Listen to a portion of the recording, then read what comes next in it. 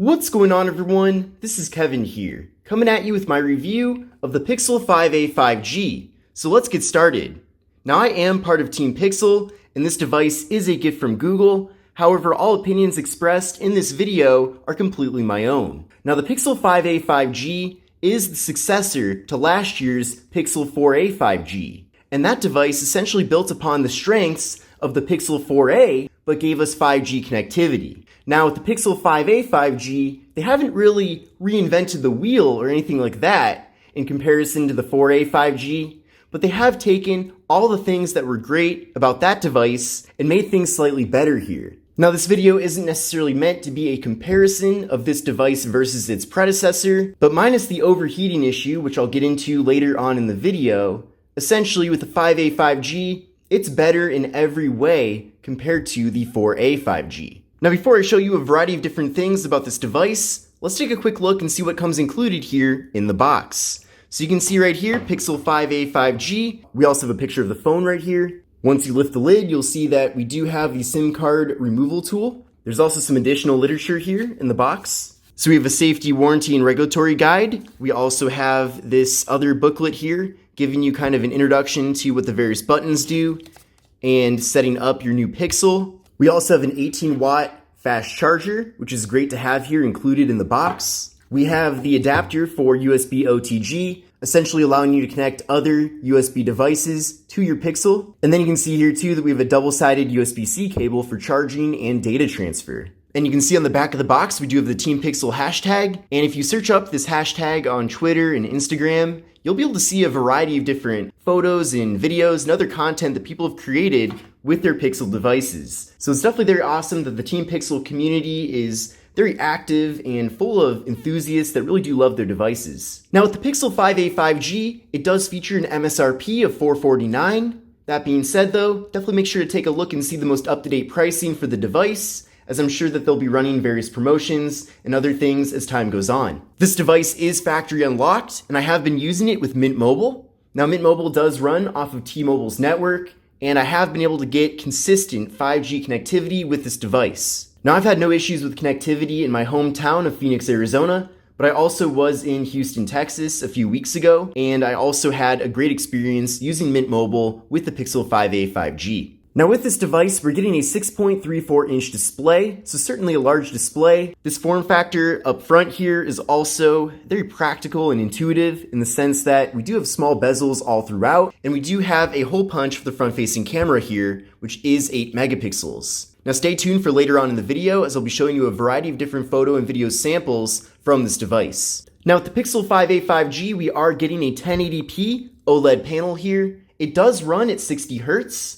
So it isn't one of the higher refresh rates like 90 Hz or 120 Hz, but for a device like this, 60 Hz is fine. We're getting a PPI of 415. We're getting a 20:9 aspect ratio, so a more narrow but taller form factor here with the phone, which is pretty consistent with most other smartphones that have been launched in 2021. And we're getting an 85% screen to body ratio. So again, very small bezels all throughout, which is definitely very refreshing to see here with a mid-range device like this one. Now, with the Pixel 5a 5G, there is 128 gigabytes of internal storage, which certainly is very generous. That will satisfy the needs of the majority of people out there, unless you really want to store a bunch of music, video content, and photos. And also larger, more detailed games will take up a lot of storage as well. But in general, for most people out there, 128 gigs is plenty. Now, unfortunately, with the Pixel 5a 5G, there is no microSD card expansion, so you are stuck with just the amount of storage that does come included here. Now, unfortunately, with the Pixel 5a 5G, there is no wireless charging.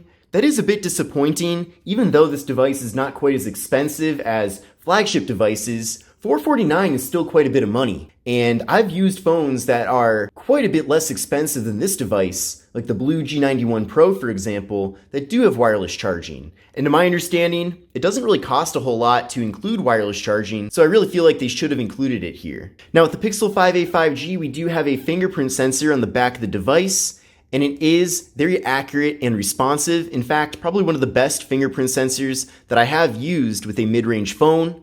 And setting it up was very fast and efficient as well. Now, unfortunately, there is no face unlock with the Pixel 5a 5G. I do feel like that is a feature that they should have included, especially since Samsung has face unlock literally from their lowest, most inexpensive device all the way up to their most premium phones. And I do understand that if you are not using very high-end sensors, face unlock can tend to not be very secure. However, it would have been nice to at least have the option. That being said though, I am glad that the fingerprint sensor that we do get here with the phone is nice and fast and does work well. Now, since camera quality is one of the strong points of the Pixel brand, I do want to save that for later on in the video. But essentially, we're getting 8 megapixels up front, we're getting 12.2 and 16 megapixels on the back, and we're getting portrait mode with both the rear and front-facing cameras, which is very awesome. Now with the Pixel 5a 5G, we're getting 6 gigabytes of RAM and the Qualcomm Snapdragon 765G 5G processor. Now that combination with that processor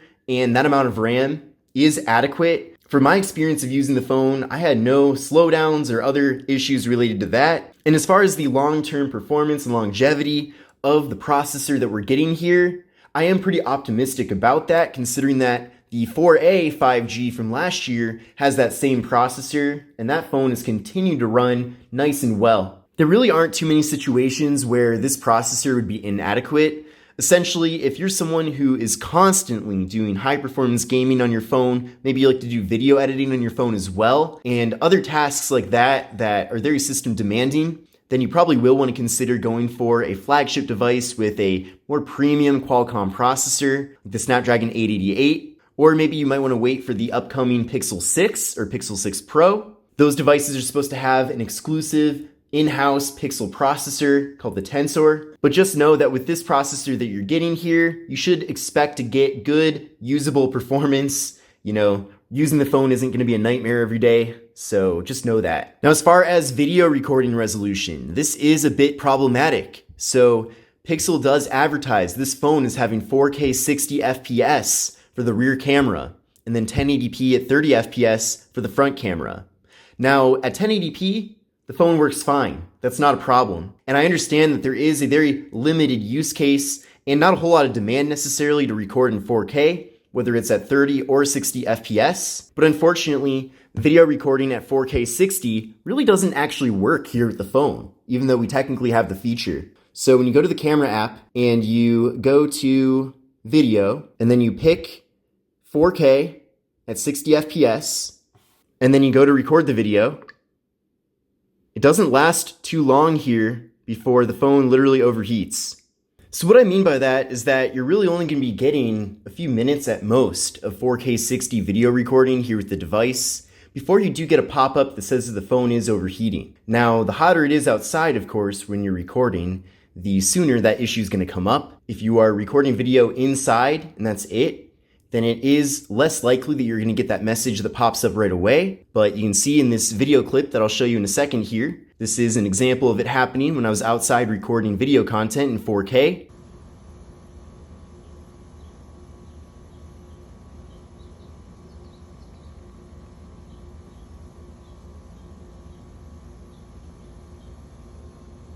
Now, after having that happen, you really can't record any more 4K video, whether it's at 60 or 30 FPS after that. Essentially, you'll get that message popping up that the phone is too warm to complete that task, and that'll continue on for pretty much a long time until the phone really has a chance to cool down. So is it a deal breaker that 4K video recording doesn't function quite as well as it should with this device? It really depends.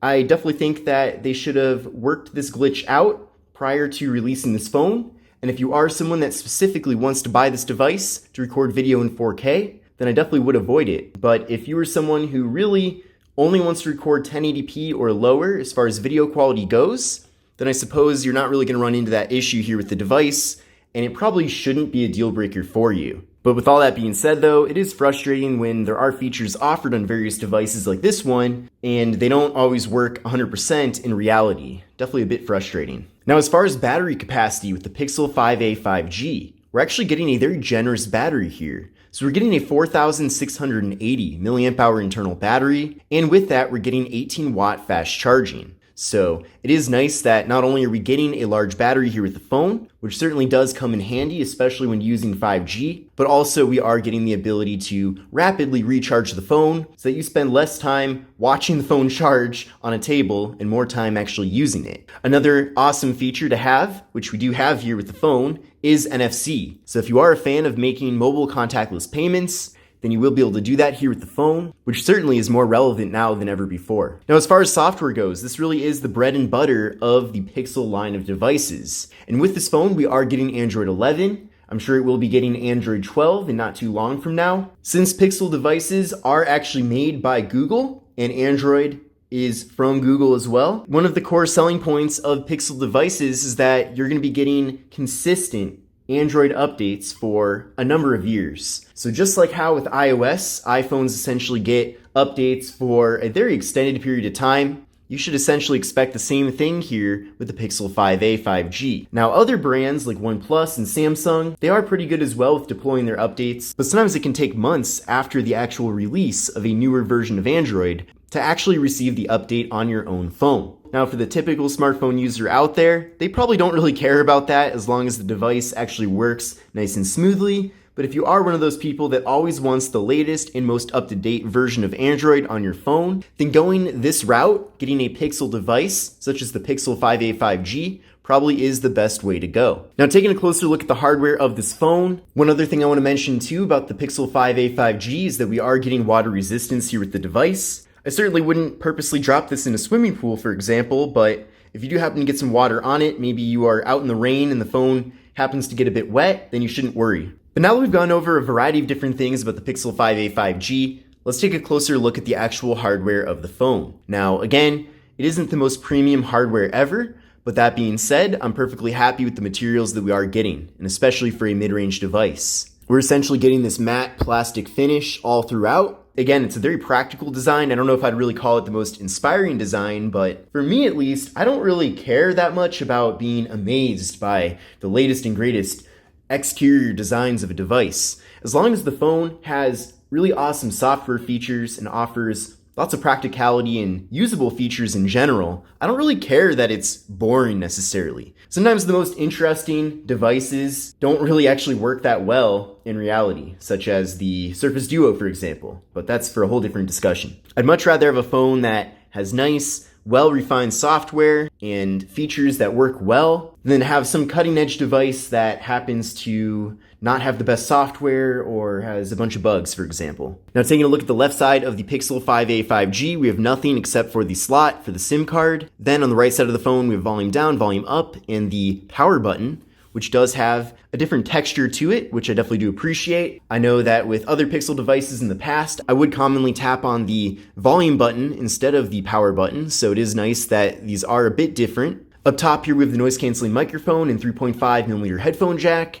Then on the bottom of the phone, we have the microphone, speaker, and USB-C port for charging and data transfer. And then on the back of the phone, we have the camera module, flash, and fingerprint sensor. So again, like I mentioned a second ago, definitely kind of a more plain design here with the device. But again, I personally don't mind that. Now, taking a closer look at the camera app here in the device, you can see we have night sight, portrait, camera, video, and then various modes as well, such as panorama, photosphere, and lens. Now, at first glance, it doesn't seem like there's too many different options when it comes to the camera app on the device, but you can actually pull down this option here to customize a variety of different things, such as the timer, ratio of the photo. There's even additional settings down in the corner too, to really customize things to the way that you like to use your device. You can see that we have 0.6x, ultra wide, we have the regular camera, and then we do have kind of a convenient toggle right here to zoom in at 2x. However, remember that this phone does not feature a dedicated telephoto camera. Now, portrait mode, of course, is really awesome. You can take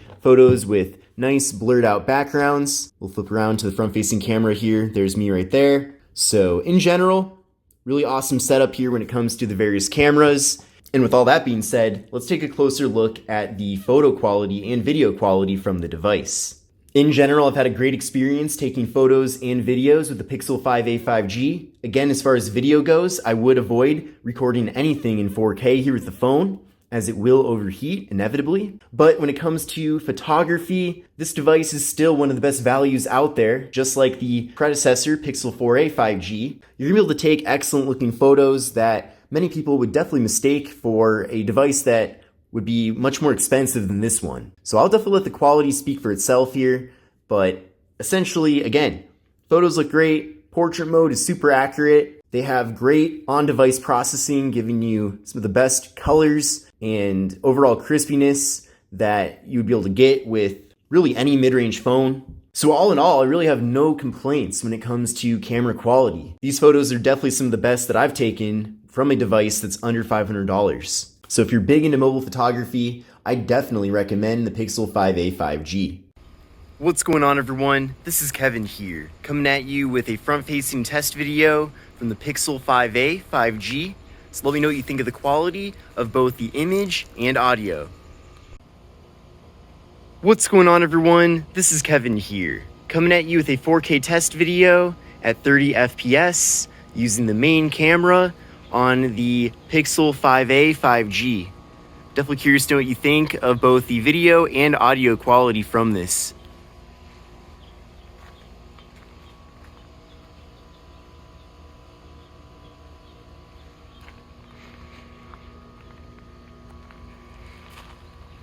Now actually, it does look like you can switch, which I just did, from the standard camera to the ultra wide while you're recording a video. So it's actually a really nice thing to see. So right now, this is actually with the ultra wide angle camera.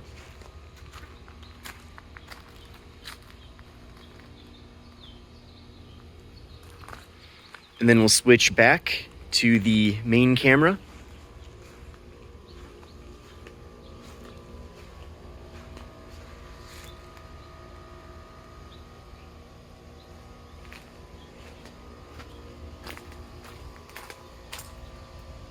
Very quick autofocus in video mode.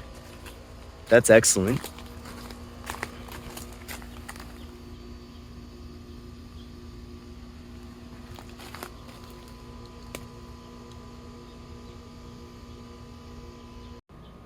Here is a 4K 60 FPS test.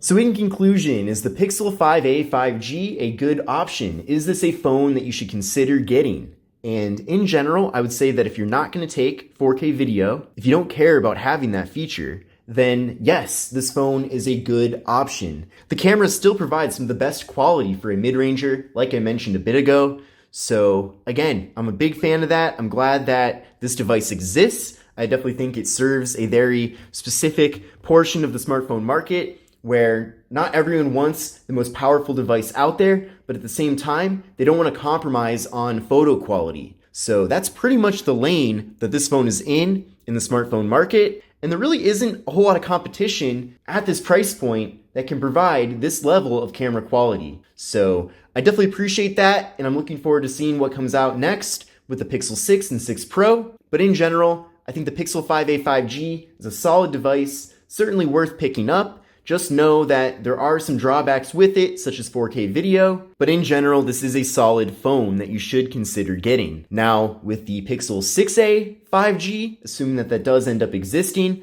I really do hope that they do once and for all fix that 4K video recording issue. No phone should overheat within like at least 10 minutes of usage in any situation, in my opinion, especially because the typical smartphone user isn't just going to be recording videos in their house at 70 degrees or some sort of cooler temperature. Most people, if they're going to be recording video or taking photos even, they're going to be outside already. So they really need to start making these devices more resilient to a variety of different weather conditions. But I hope you enjoyed my review of the Pixel 5a 5G. If you enjoyed this video, give it a thumbs up and let me know what other content you'd like to see me do here on the channel. But this is Kevin here. Again, I am part of Team Pixel. This phone is a gift from Google, and I will see you in the next video.